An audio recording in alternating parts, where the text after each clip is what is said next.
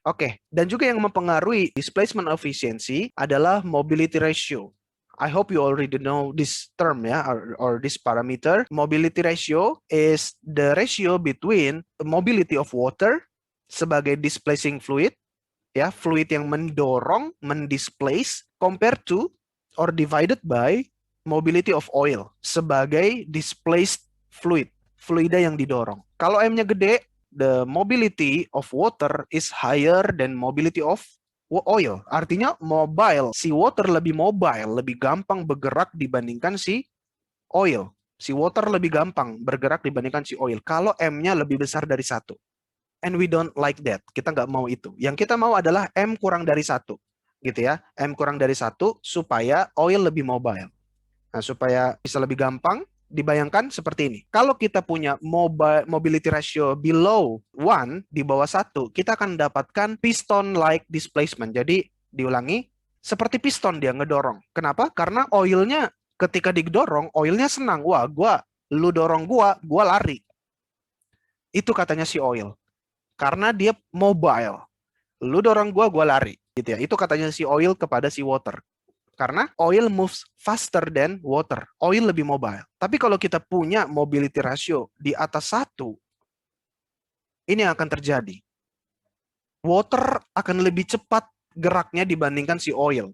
Water akan lebih cepat geraknya dibandingkan si oil. Makanya terbentuk fingering atau channeling. Water moves faster than oil. Dan itu yang nggak kita inginkan. Karena tiba-tiba nanti di sini akan memberikan water cut yang tinggi. Oke, dan kalau hal seperti ini terjadi, akan terjadi bypass oil. Ini ke bypass, ya. Oil di sini nggak ada yang dorong, gitu. Karena oil di sini terlalu lambat. Water lebih suka, lebih enak bergerak dengan jalur ini, gitu. Dan makin lama oil ini akan ketinggalan dan kita kehilangan oil. That's why kita melakukan enhanced oil recovery. Karena enhanced oil recovery itu memberikan salah satunya adalah polimer yang membuat displacement efisiensinya makin tinggi. Jadi yang bypass gini kesapu juga sama polimer, gitu ya teman-teman ya. Atau kalau kita lakukan thermal oil seperti ini akan dipanasin, dia lebih mobile. Oke, tapi kalau kita cuma punya water flood ya kayak gini. Kadang-kadang banyak kasusnya kayak gini. Kalau mobility ratio kita 1. Oke? Nah, jadi kalian udah bisa kebayang ya, kita masih ngomong tentang displacement efficiency. SWI, SGI gampang. Pertanyaannya SW-nya. Oke, dan SW-nya tadi sudah kita tahu dengan fractional flow analysis. Oke, nah, kalau kita punya displacement efficiency yang rendah, artinya water cut itu udah keduluan lebih besar, udah keduluan tinggi, tapi SW-nya sebenarnya masih rendah.